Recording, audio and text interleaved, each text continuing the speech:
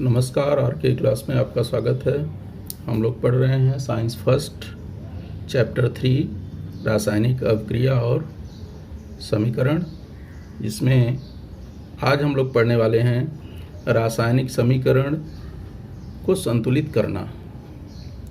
ठीक है, तो रासायनिक समीकरण को संतुलित यहाँ पर करने के कुछ सोपान दिए हैं, उसके बारे में अध्ययन करेंगे।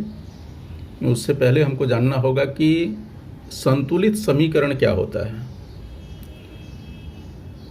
ऐसा रासायनिक समीकरण जिसमें तत्वों के परमाणुओं की संख्या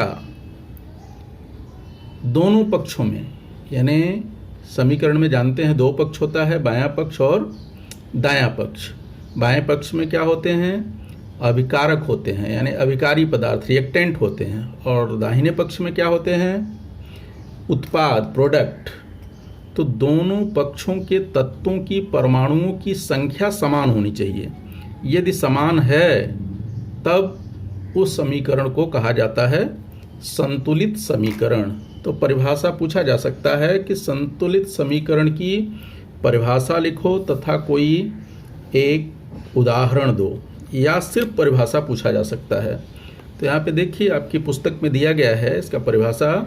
समीकरण में अभिकारकों, अभिकारक किधर होते हैं जानते हैं? समीकरण में किधर? लेफ्ट हैंड साइड में अभिकारक होते हैं, रिएक्टेंट। समीकरण में अभिकारकों के तत्वों के परमाणुओं की संख्या यह उत्पाद के परमाणु संख्या के बराबर है, ऐसा दिखाई देता है।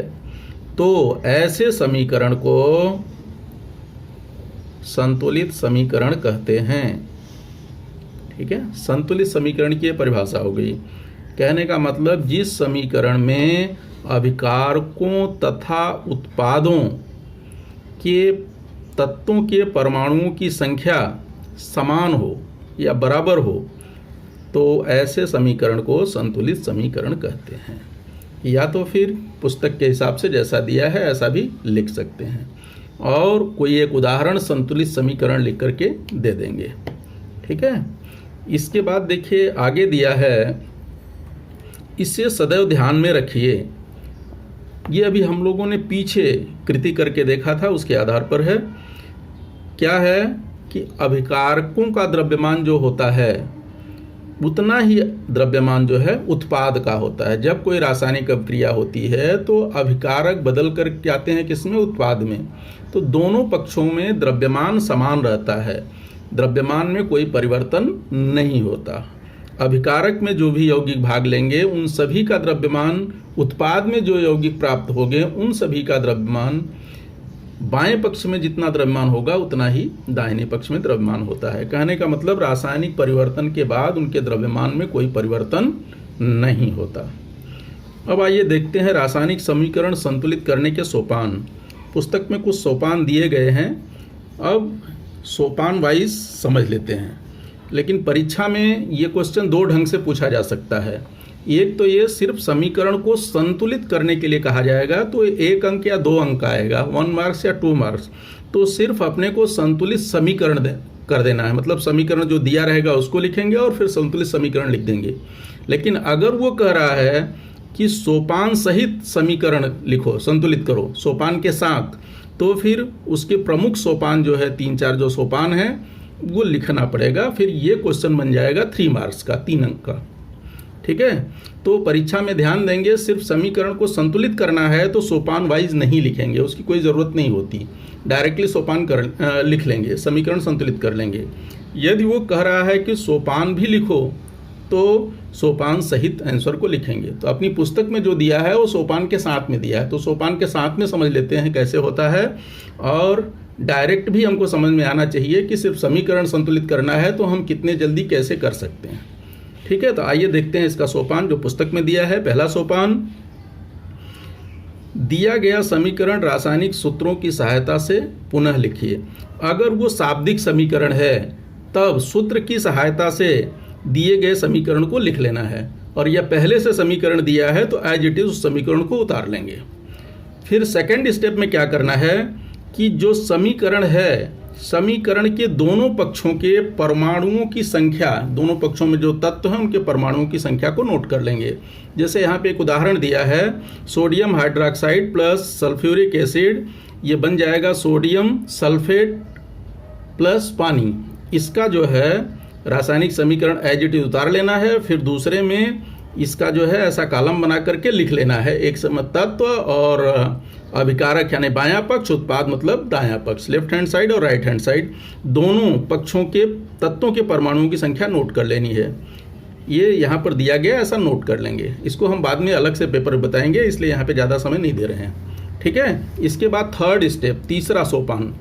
तीसरा सोपान क्या होगा कि जो संख्या है, परमाणुओं की संख्या यहाँ पर हमने चार्ट में देखा, उसके आधार पर यहाँ पर सोपान को, तीसरे सोपान में संतुलित समीकरण के लिए परमाणुओं की संख्या, यौगिक में जो परमाणु है दोनों पक्षों में, उनकी संख्या को समान करना रहता है। समान करने के लिए हम क्या करेंगे कि किसी न किसी सहगुणांक से गुणा कर देंगे। इसमें गुणा कर सकते हैं, परमाणुओं की संख्या अगर कम ज़्यादा रहेगी तो बराबर करने के लिए हम जो यौगिक दिया है उसके बाईं ओर किसी मल्टीपल से, पूर्णांक संख्या से गुणा कर देंगे, और दाहिनी ओर उसके जो सूत्र है उसमें कोई परिवर्तन, जैसे ये अन्य OH है, अगर मान लो यहाँ पर H2 करना है तो हम H2 यहाँ पर नहीं कर सकते क्योंकि इसका फार्मूला बदल जाएगा।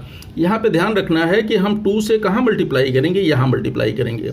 इसी तरह से प्रत्येक यौगिक के साथ कभी भी उसके अणुसूत्र में परिवर्तन नहीं करेंगे, यानी नीचे की साइड में नहीं बढ़ाएंगे। हमेशा जो यौगिक दिया रहेगा उसके लेफ्ट साइड में पूर्णांक संख्या से गुणा करेंगे, ध्यान रखना है। आगे हम समझाएंगे इसको। फिर अंतिम स्टेप, जब ये संतुलित समीकरण हो जाएगा, यहाँ पर स्टेप लंबा हो सकता है, ये एक ही बार में संतुलित हो सकता है या 2 बार में संतुलित करना पड़ सकता है, 3 बार में, जैसे ये पुस्तक में इसको 2 बार में किया है, तो पीछे भी चार्ट बनाया है ये। और यहाँ पर देखिए, इसको फिर से ये यहाँ पे संतुलित किया है, एक बार में संतुलित देखिए नहीं हो पाया है पूरी तरह, फिर दूसरी बार संतुलित किया है, फिर तीसरी बार अंतिम स्टेज में संतुलित समीकरण को लिखा है। तो हम इतना डिटेल नहीं करेंगे, 4 सोपान बनाएंगे। पहले सोपान में जो है समीकरण को पुनः लिख लेंगे, दूसरे सोपान में तत्वों के परमाणुओं की संख्या जो है बाएं और दाएं पक्ष की नोट कर लेंगे। तीसरे में एक ही सोपान में जो एक स्टेप है, 2 स्टेप है, 3 स्टेप, जो भी उसमें 3 बार में होता है तो तीनों एक साथ कर लेंगे और अंत में संतुलित समीकरण लिख देंगे, ठीक है। तो आइए पेपर पे इसको अलग से समझते हैं एक एक। जैसे देखिए यहाँ पर ये जो पुस्तक का उदाहरण है वही हमने लिया हुआ है और हमने इसको शाब्दिक समीकरण के रूप में भी लिख दिया। हो सकता है एग्जाम में जो है शाब्दिक समीकरण के रूप में आए, तो आपको पहले शाब्दिक समीकरण रूप में जैसा दिया है उसका सूत्र की सहायता से ये लिखेंगे, और ऑलरेडी अगर ये सूत्र की सहायता से पहले दिया है तो ही नोट कर लेंगे। फिर इसके बाद आप सोपान वाइज इसको करते हैं, क्योंकि पुस्तक में सोपान वाइज करने को कहा है, इसलिए सोपान वाइज समझ लेते हैं, फिर डायरेक्ट भी बता दूंगा कैसा करना है। आइए ध्यान से देखते हैं इसको। अब जैसे सोपान 1 है तो इसको संक्षेप में लिख देंगे। फर्स्ट सोपान में क्या करना है, दिए गए समीकरण को पुनः लिखना, जैसा दिया है वैसा ही वो समीकरण को उतार लेना है। तो देखिए यहाँ पे समीकरण को उतार लिया गया, जैसा दिया है एज इट इज जो है समीकरण को नीचे लिख लिया गया। ये पहला स्टेप हो गया। सेकेंड स्टेप में क्या करना है वो भी बहुत आसान होता है, सिर्फ इनके परमाणुओं की संख्या नोट करके नीचे लिखना है सेकेंड स्टेप में। सेकेंड स्टेप में क्या करना है, समीकरण के दोनों पक्षों के तत्वों के परमाणुओं की संख्या की तुलना करना, उसका तुलना कर लेना है कितने कितने जो है परमाणु हैं दोनों पक्षों में, ठीक है। तब यहाँ पर जैसे बायां पक्ष और दायां पक्ष, बाएं पक्ष में कौन कौन से हैं तत्व, देखिए सोडियम है, ऑक्सीजन है, हाइड्रोजन है और सल्फर है, ये सभी को लिख लेंगे और फिर उनके परमाणु को नोट कर लेंगे, इनके परमाणु कितने हैं। उसी तरह से राइट साइड में भी वही तत्व आएंगे और उनके परमाणु संख्या अलग अलग हो सकती है, उसको नोट कर लेंगे। अब यहाँ पे देखिए जैसे सोडियम का है तो सोडियम का बाएं पक्ष में कितना परमाणु दिख रहा है, 1, और दाहिने पक्ष में कितना परमाणु दिख रहा है, 2। तो वही चीज़ यहाँ पर नीचे इस तरह से कॉलम बना करके लिख लेंगे। जैसे सोडियम दिख रहा है, सोडियम तत्व हमने पहली बार लिया तो इसका लेफ्ट साइड में जो बाईं ओर है वहाँ पर, यानी अभिकारक कह सकते हैं बाईं ओर को, वहाँ पर सोडियम परमाणु है 1, जबकि राइट साइड में सोडियम परमाणु है 2। इसके बाद दूसरा तत्व हम ले लेते हैं कौन सा, ऑक्सीजन। ऑक्सीजन का देखेंगे तो यहाँ पर कितने, 1 यहाँ पर है और 4 यहाँ पर हैं, तो 4 और 1 कितना हो गया, लेफ्ट साइड में 5 हो गया। राइट साइड में अगर देखेंगे तो यहाँ पर जो है कितने हैं, 4 हैं और ये किए हैं, टोटल कितने हो गए, 5, दोनों पक्षों में 5 हो गए। अब ने हम सोडियम का लिख लिया, ऑक्सीजन का लिख लिया, अब हाइड्रोजन का देखते हैं। हाइड्रोजन लेफ्ट साइड में कितना है, 3, और राइट साइड में कितना है, 2। तो देखिए यहाँ पे नोट कर लिया 3 और 2, ठीक है। अब इसी तरह से एक और बच रहा है तत्व, कौन सा, सल्फर। सल्फर का देखिए बाएं पक्ष में 1 दिख रहा है और दाहिने पक्ष में भी 1 ही दिख रहा है, ठीक है। तो इस तरह से हम परमाणु संख्या को नोट कर लेंगे, ठीक है। अब आते हैं थर्ड स्टेप में, जो कि प्रमुख है, ये बहुत ज़रूरी है। अगर डायरेक्ट लिखना होगा तो भी थर्ड स्टेप की आवश्यकता होती है, लेकिन वहाँ स्टेप लिखना नहीं रहता, सिर्फ संतुलित समीकरण करना रहता है। तो आइए देखते हैं थर्ड स्टेप क्या करना है अपने को। रासायनिक समीकरण को संतुलित करने के लिए दोनों पक्षों के तत्वों के परमाणुओं की संख्या समान करना है। दोनों पक्षों के तत्वों के परमाणुओं की संख्या हमको क्या करना है, समान कर लेना है। तो अब पहले वही समीकरण लिख लेते हैं और फिर उसको समान करने की कोशिश करते हैं। तो आइए देखिए, यहाँ पे देखिए लिखा है हमने, जैसा समीकरण था वैसा लिख लिया है। अब हमको देखना क्या है, यहाँ पर देखेंगे संतुलित करने के लिए सबसे पहले हमको क्या करना चाहिए, जो बड़े यौगिक हैं यानी जिनमें परमाणुओं की संख्या ज़्यादा है, उनको अगर लेंगे तो संतुलित करने में थोड़ा आसानी होती है। यहाँ देख रहे हैं तो ज़्यादा परमाणु संख्या किस में दिख रही है, एक तो H2SO4 में दिख रही है, दूसरा सोडियम सल्फेट के अंदर दिख रही है। तो इन दोनों को हम पहले संतुलित करने की कोशिश करेंगे। अब अगर इसको लेते हैं तो ये इसमें भी परमाणु ज़्यादा हैं, इसमें भी ज़्यादा हैं। तो यहाँ पर देखिए सोडियम की संख्या कितनी है, 2, जबकि इधर कितनी है, 1। तो सबसे पहले अगर हम सोडियम को संतुलित करना चाहें तो इसको जो है इधर भी 2 करना पड़ेगा। अब चूंकि हमने पहले ही बताया कि नीचे 2 नहीं लगा सकते, अगर नीचे 2 लगाएंगे तो उसका जो है अणुसूत्र बदल जाएगा। तो हमको क्या करना है, इसके जो है लेफ्ट साइड में हमको 2 से मल्टीप्लाई करना पड़ेगा। तो यहाँ हम 2 से मल्टीप्लाई कर देते हैं, ठीक है। अब कितने परमाणु हो गए वो लिख लेना। यहाँ पर सोडियम का पहले लेफ्ट साइड में कितना था, 1, अभी सोडियम का कितना हो गया, 2, और राइट साइड में कितना था, 2, वो 2 का 2 ही है, ठीक है। अब देखिए ये तो हमारा काम हो गया। अब ऑक्सीजन का देखिए, ऑक्सीजन के लिए क्या करना पड़ेगा अपने को कि ऑक्सीजन देख लेते हैं कितना रह गया। अभी यहाँ पे देखिए ऑक्सीजन पहले कितना था, 5, अभी ऑक्सीजन 1 बढ़ जाए, क्योंकि जब 2 का मल्टीप्लाई होगा तो ये Na में भी होगा, O में भी होगा और H में हो जाएगा। तो ऑक्सीजन भी बढ़ जा रहा है, ठीक है। इसी तरह से हाइड्रोजन की संख्या भी लेफ्ट साइड में बढ़ जा रही है। तो ऑक्सीजन भी बढ़ा और हाइड्रोजन भी बढ़ गया। अब हमको क्या करना है कि हाइड्रोजन को देख लेते हैं, क्योंकि हाइड्रोजन इधर भी है और इधर भी है। अब सबसे पहले इस समीकरण में कितने हैं वो नोट कर लेते हैं। अभी इसका देखो 2 हो गया, 2 नोट कर लिया। अब हमारे पास आता है ऑक्सीजन। ऑक्सीजन में चेंजेज हुआ, पहले था 5, अभी 1 यहाँ पे बढ़ जाएगा, क्योंकि 2 का गुणा किया तो ये डबल हो गया। तो यहाँ पे हो गया ऑक्सीजन कितना, 6, और इस तरह 5 का 5 ही है, उसको रहने दो। अभी ये नोट करना, हर बार नोट करना समझने के लिए, लेकिन मैं बार बार नहीं नोट करूंगा, इसी में चेंजेस करूंगा। हाइड्रोजन में देखिए क्या परिवर्तन आया, सिर्फ यही परिवर्तन आया, बाकी कहीं नहीं। तो इधर से 1 हाइड्रोजन बढ़ गया, तो यहाँ पे हाइड्रोजन की संख्या कितनी हो जाएगी, 4, और इधर पहले से ही कितनी है, 2, यहाँ दिख रहा होगा पहले से वो है। इसके बाद देखिए अब सल्फर में तो कोई चेंजेज हुआ नहीं, इधर कोई चेंजेज नहीं है, तो ऐसा का वैसा ही रहने दीजिए, 1-1। अब देखिए किसको संतुलित करना ज़्यादा आसान होगा। यहाँ पे हाइड्रोजन है 4 और यहाँ पे हाइड्रोजन है 2। अगर इधर हम 2 से मल्टीप्लाई कर दें तो राइट साइड और लेफ्ट साइड क्या हो जाएगा, बराबर हो जाएगा। अब यहाँ पे देखिए सेकंड स्टेप में हम क्या करेंगे कि इस समीकरण को इस रूप में लिख लेते हैं, फिर उसमें क्या चेंजेज होगा कर लेंगे। अब देखिए ये हो गया 2NaOH प्लस H2SO4, ये बन गया कितना, Na2SO4 प्लस H2O। अब हमें यहाँ पर ध्यान देना है। अब देखिए दूसरा हम चार्ट नहीं बनाए, उसी में हम करेंगे, क्योंकि ज़्यादा लंबा करके कोई मतलब नहीं है, इसको समझ में आना चाहिए। अब हम देखिए यहाँ पर हम 2 की अगर गुणा कर दें, इधर मल्टीप्लाई कर दें, तो ये 4 हो जाएगा। तो यहाँ पर क्या करते हैं, 2 से मल्टीप्लाई कर देते हैं। अब 2 से मल्टीप्लाई करोगे तो सिर्फ इस यौगिक के परमाणुओं की संख्या में फेरबदल हो रहा है। तो अब देखिए H पहले कितना था, यहाँ 2, अब कितना हो गया 4। तो यहाँ 2 से मल्टीप्लाई करो या 2 ऐड कर देता हूँ मैं, इधर 2 बढ़ गया, ठीक है, क्योंकि दुगना किया तो 4 हो गया, पहले 2 था तो अभी कितना बढ़ा समझो, 2 और बढ़ गया।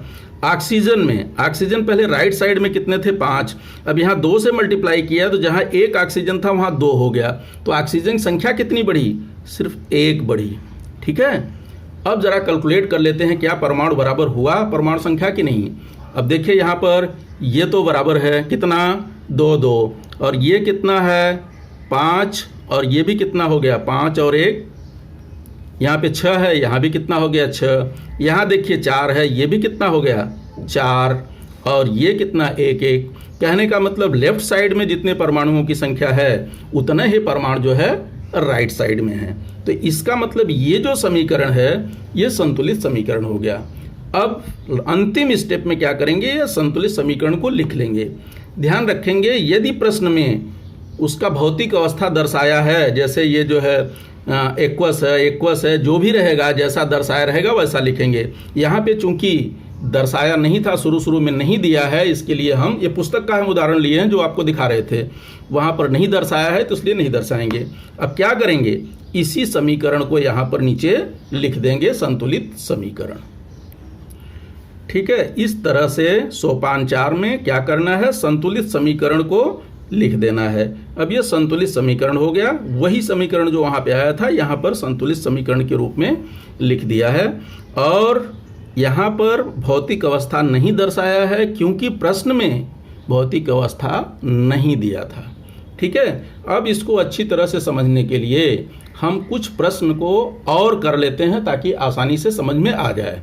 और ऐसे प्रश्न हम लेंगे जो कि आपके पुस्तक में स्वाध्याय में दिया हुआ है, ठीक है। उसी को यहाँ पर उदाहरण के तौर पर कर लेते हैं ताकि थोड़ा समझ में आ जाए।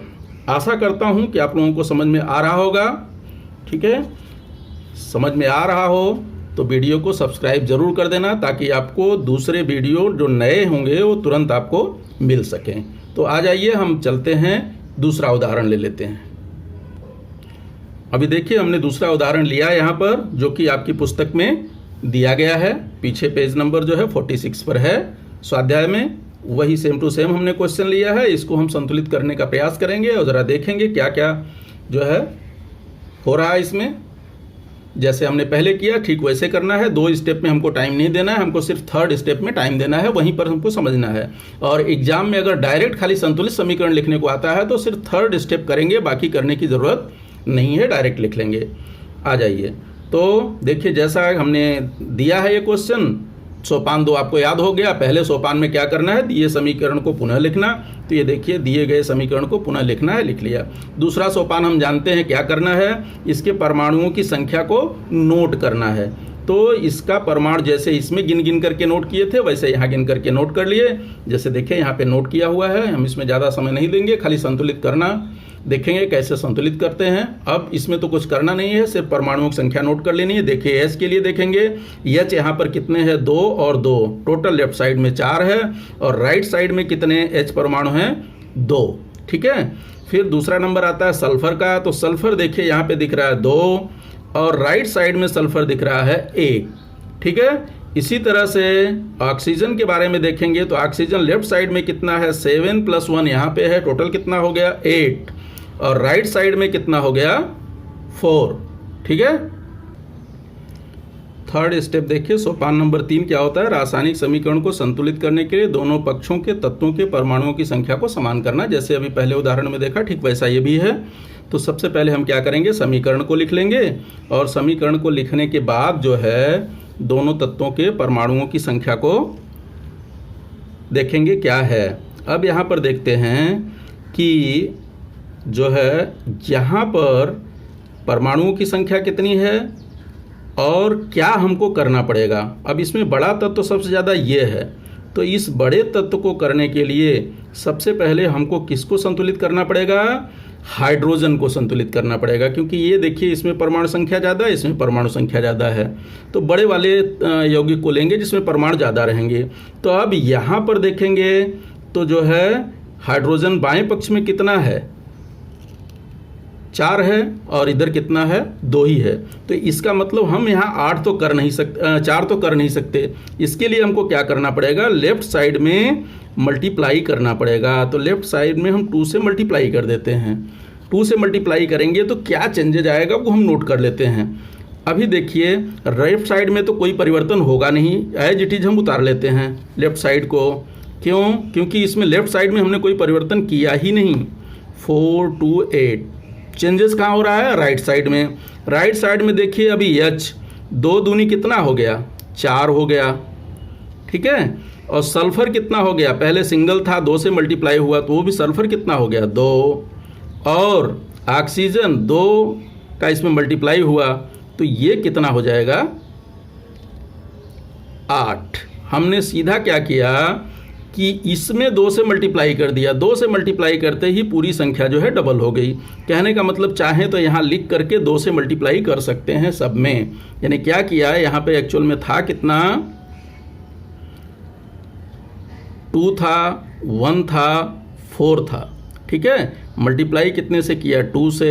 यहाँ भी मल्टीप्लाई हो जाएगा 2 से, और यहाँ भी मल्टीप्लाई हो जाएगा 2 से।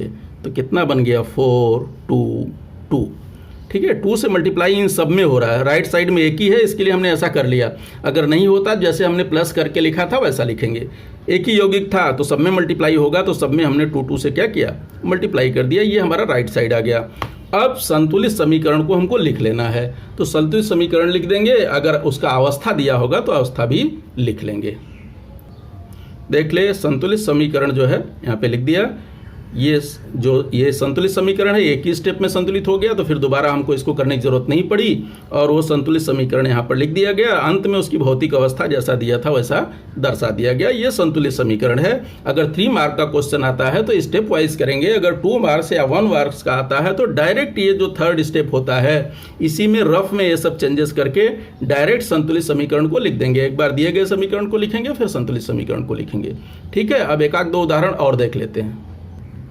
अगला उदाहरण है सल्फर डाइऑक्साइड प्लस ये hydrogen sulphide plus sulphur plus पानी।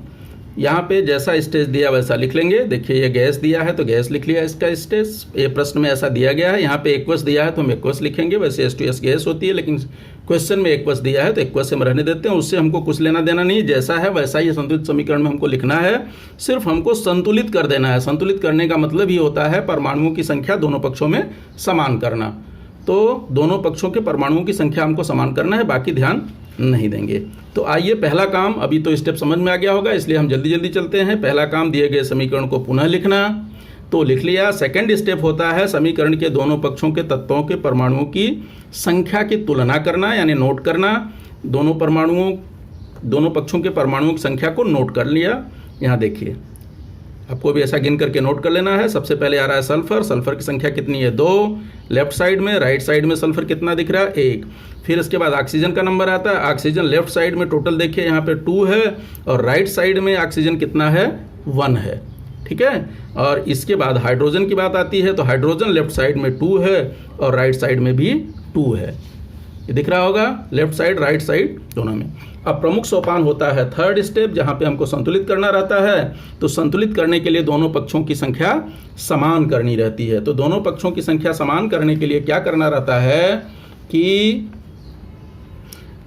जो बड़े यौगिक रहते हैं उनका चुनाव करते हैं और उनके परमाणु संख्या को समान करने की कोशिश करते हैं। तो आइए देखिए, यहाँ पे देखो लिख लिया हमने, जैसा एज इट इज अभी लिखा है, कोई परिवर्तन नहीं किया है। और यहाँ पर इसके जो है परमाणुओं की संख्या नहीं लिखा हुआ है। तो अब देखिए यहाँ पर देख रहे हैं कि बड़े यौगिक में से कौन है यहाँ पर? ये भी ज़्यादा परमाणु वाला है, ये भी और ये भी। तो यहाँ पर देखिए H तो समान दिख रहे हैं, वो का दिक्कत आ रहा है। यहाँ पर O कितना है? 1 ही है। यहाँ पे O कितना है? 2 है। इसका मतलब हमको क्या करना पड़ेगा कि यहाँ पर 2 से मल्टीप्लाई कर देना है। अगर यहाँ पर हम 2 से मल्टीप्लाई कर देते हैं तब फिर देखते हैं कि हमारा चेंजेस क्या हो रहा है। अभी मान लो यहाँ पर हमने 2 से मल्टीप्लाई किया, तो लेफ्ट साइड में तो हमने कोई परिवर्तन अभी तक किया नहीं, तो लेफ्ट साइड में तो परमाणु जो हैं वो है वही लिख लेंगे। तो लेफ्ट साइड में कितने परमाणु हैं, देखिए यहाँ पर यस के कितने थे, 2 ऊपर दिख रहा है, और ओ के भी 2 थे, और एच के भी कितने थे, 2 थे। राइट साइड में देखिए संख्या बढ़ जाएगी, हम 2 से मल्टीप्लाई कर रहे हैं तो एच में 2 की बढ़ोतरी हो रही है। पहले एच कितना था, जो है 2 था, यहाँ पे देखिए लास्ट में राइट साइड में एच कितना था, 2 था, तो अभी एच कितना हो जाएगा, ये 2 + 2 हो गया, ठीक है। और ऑक्सीजन बढ़ जा रहा है, ऑक्सीजन पहले कितना था, 1, अभी 2 से मल्टीप्लाई हुआ तो इसका दुगना हो गया, तो चाहे गुणे के रूप में लिखिए चाहे प्लस कर लेते हैं हम, तो कितना हो जाएगा, पहले 1 था, 1 और बढ़ जाएगा, तो 1 + 1 हो गया, या 1 × 2 करिए, 2 × 2 करिए, दोनों चलता है, लेकिन बाद में करना होगा तो फिर दिक्कत आएगा, इसलिए हम अलग अलग कर रहे हैं, ठीक है। अब यहाँ पर जो संख्या है इसकी एस की, एस पहले कितना था, यहाँ पर जो है 2 था, और यहाँ भी अभी भी क्या है, 2 ही है, 1 ही है, सॉरी यहाँ पे कितना है, एच 1 ही है, 1। तो अभी हमको जो है एस को संतुलित करना पड़ेगा। अब एस को संतुलित करने से पहले देखिए हम किसको देखते हैं, वो को तो संतुलित किया, वो की संख्या कितनी हो गई, 2, ये तो बराबर हो गया। अब यहाँ पर देख रहे हैं तो एच बढ़ गया, तो अब इसको जो है एच को सुधारने के लिए हम क्या करेंगे, इसको फिर चेंज कर लेते हैं, थोड़ा जैसा है एज इट इज लिख लेते हैं, SO2 + H2S, ये बन गया S + 2H2O, ठीक है। अब यहाँ पे H देखिए 4 हो चुका है, अब 4 है तो इधर हमको 4 करना पड़ेगा, इसका मतलब जहाँ H होगा वहाँ से 2 से मल्टीप्लाई करेंगे। अब यहाँ पर हम क्या करते हैं, 2 से मल्टीप्लाई कर देते हैं, तो देखिए यहाँ पे हम 2 से मल्टीप्लाई कर रहे हैं, क्यों कर रहे हैं, क्योंकि H इधर 4 हो गया, इधर अभी 2 ही है, इसको 4 करना है। तो अब यहाँ पर 2 से मल्टीप्लाई किया तो यहाँ भी क्या होगा, 2 ऐड हो गया, 2 बढ़ गया, और S में भी मल्टीप्लाई होगा। पहले S की संख्या टोटल कितनी थी, 2, अभी यहाँ पर जो है 1 यहाँ पर है, और यहाँ S कितना हो गया, 2, तो टोटल कितने हो गए, 3, यानी 1 S और बढ़ रहा है, तो यहाँ S में 1 बढ़ोतरी हो गई। तो अब देखिए हमको अगला स्टेप, हमारे कौन कौन संख्या समान हो चुकी है, ये देखिए टोटल 4 हो गया, और ये 2 हो गया। अब इसमें डिफरेंस है, ये यहाँ पे 1 है, और यहाँ इसको करना है कितना, 3, तो ये सिंगल एस है, तो इसमें 3 से क्या करेंगे, मल्टीप्लाई कर देंगे अगले स्टेप में। तो यहाँ पर हम क्या करेंगे, 3 से मल्टीप्लाई कर देते हैं, यहाँ 3 से मल्टीप्लाई कर दिया, तो अब यहाँ पे देखिए ये 3 हो गया, इसका भी इतना हो गया 3, और यहाँ पे कितना आया, 2, और यहाँ ये हो गया 4, और ये भी कितना हो गया, 4। अभी देखिए मेरे हिसाब से सभी जो है दोनों पक्षों के परमाणु संख्या समान है, 3 जो है सल्फर लेफ्ट में हो गए, और 2 ऑक्सीजन लेफ्ट में हैं, और ये तो 3 लेफ्ट में यस हुआ, और 3 राइट में भी यस हो गया। इसके बाद ऑक्सीजन देखिए यहाँ लेफ्ट में 2 है, राइट में भी कितना हो गया, 2 × इधर O है तो 2 हो गया। हाइड्रोजन देखिए 2 × 2 = 4, तो यहाँ पर भी हो गया 4, इसलिए पूरी संख्या जो है संतुलित हो गई। तो अब यहाँ पर जो संतुलित समीकरण बन गया वो क्या हो गया, SO2 + 2H, यहाँ न लिख करके अगले लाइन में लिखे तो अच्छा है, एक ही लाइन में यहाँ कन्फ्यूजन हो रहा है, तो यहाँ पे लिख लेते हैं इसको।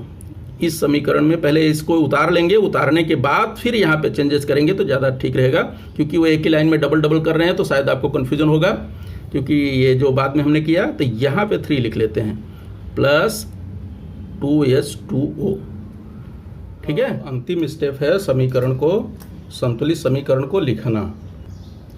संतुलित समीकरण देखिए यहाँ लिख लिया गया। अब संतुलित समीकरण की भौतिक अवस्था को जैसा दिया था एज इट इज जो है दर्शा दिया गया, ठीक है। अब एक क्वेश्चन और देख लेते हैं, एक उदाहरण देखिए। अगला क्वेश्चन है यहाँ पे Ag दिया है silver plus HCl plus AgCl, ये बन रहा है प्रोडक्ट के रूप में AgCl का अवक्षेप है, नीचे दिखा रहा है, और ये हाइड्रोजन गैस है, ऊपर जा रहा है। ठीक है, लिक्विड इसका फिजिकल स्टेट के साथ में दिया है, तो इसको भी हम लास्ट में संतुलित करने के बाद फिजिकल स्टेट के साथ में इसको लिख लेंगे। ठीक है, तो आइए जैसे जल्दी जल्दी जो स्टेप्स हैं वो तो समझ गए चुके हैं, लिख चुके हैं, समझ लिए हैं, फटाफट लिखेंगे इसको। देखिए, दिए गए समीकरण को पुनः लिखना, तो एज इट इज समीकरण को उतार लिया। यहाँ पर हमने फिजिकल स्टेट नहीं लिखा है, पीछे भी नहीं लिखा था। क्यों? क्योंकि लास्ट में आंसर के टाइम हम लिखेंगे, अभी बार बार इसको नहीं लिख रहे हैं। दूसरा स्टेप होता है परमाणुओं की संख्या नोट करना। तो देखिए, परमाणुओं की संख्या जो है नोट कर लिया है। परमाणु की संख्या अब सब समझ गए होंगे, आसानी से नोट सकते हैं। Ag यहाँ पर जो है 1 है, राइट साइड में भी Ag कितना है? 1 है, यानी सिल्वर। और H देखिए, H लेफ्ट साइड में 1 है और राइट साइड में H कितना है? 2 है। ठीक है, और यहाँ पर Cl थर्ड नंबर पे है, Cl यहाँ 1 है और राइट साइड में भी 1 है। अब जो तीसरा प्रमुख स्टेप है उसको देखेंगे, इसकी संख्या को संतुलित करना है। तो आइए इसको संतुलित करते हैं। देखिए कितनी बार में होता है, 1 बार में होता है या 2 बार में होता है। जैसे ये पिछले वाला देखा तो हमने 3 बार में हुआ, हालांकि शुरू में हमने 2 ही बार में कर दिया था, लेकिन फिर बाद में उसको बताया कम से कम 3 बार में करोगे तो ज़्यादा आसानी से समझ में आएगा। ठीक है, तो अब देख लेते हैं यहाँ पर सबसे ज़्यादा बड़ा परमाणु वाला कौन सा है। Ag में भी संख्या 3 दिख रही है, इसमें भी दिख रही है, और ये यहाँ पर एकदम इजी दिख रहा है। यहाँ पर कितना है? 2 दिख रहा है। ठीक है, तो इसको संतुलित करने के लिए हमको क्या करना पड़ेगा? इधर जो है 2 से मल्टीप्लाई कर देना पड़ेगा। तो इसलिए है, अब यहाँ पे सब जगह सिंगल सिंगल दिख रहा है, यहाँ पर जो है डबल है, तो यहाँ पर 2 से मल्टीप्लाई कर देते हैं। तो 2 से मल्टीप्लाई कर दीजिए। देखिए राइट साइड में क्या हुआ, अभी जो संख्या थी उसमें यहाँ पर हमने 2 से मल्टीप्लाई किया, तो क्या क्या बढ़ जाएगा? Cl। अभी जैसे ये था, यहाँ पर संख्या कितनी हो जाएगी? लेफ्ट साइड में परिवर्तन हो रहा है, पहले Ag में कोई परिवर्तन अभी तक फिलहाल नहीं हुआ, तो Ag वही है। और H कितना हो गया? पहले 1 था, तो अभी H कितना हो गया? यहाँ पर 2 हो गया, 2 से मल्टीप्लाई करने के बाद।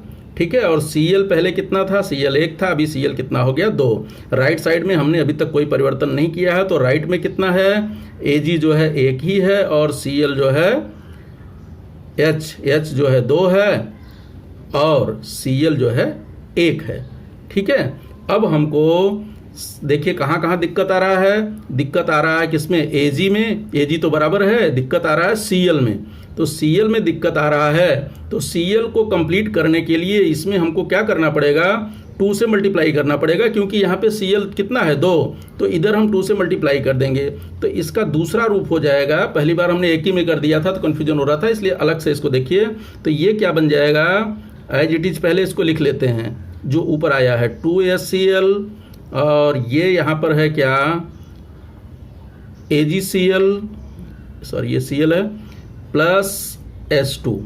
अब हमको क्या करना पड़ेगा? यहाँ पर 2 से मल्टीप्लाई करना पड़ेगा। यहाँ 2 से मल्टीप्लाई कर दीजिए। जब 2 से मल्टीप्लाई करेंगे तो कहाँ कहाँ बढ़ जाएगा? देखिए राइट साइड में चेंजेस हो रहा है, मतलब यहाँ पर 2 से मल्टीप्लाइड किया तो इसकी संख्या हो गई 2, और यहाँ पर भी 2 से मल्टीप्लाई हो रहा है, क्योंकि ये देखिए Ag भी है, तो Ag में भी 2 से मल्टीप्लाई हुआ, तो ये कितना हो गया? 2। ठीक है, अब क्या दिक्कत आ रही है? अभी देखिए सब बराबर हो गया, सिर्फ यहाँ पर प्रॉब्लम आ रहा है, यहाँ सिंगल ही है। तो इसके लिए हम अगले स्टेप में क्या करेंगे? यहाँ पर 2 से मल्टीप्लाई कर देंगे। तो अगला स्टेप यहाँ लेते हैं, तो यहाँ पे 2 से मल्टीप्लाई करेंगे। जैसे ये लिख लिया है, इट इज 2HCl, और ये 2AgCl प्लस H2, ये इसका कन्वर्जन है, इससे चेंज होके ये आया।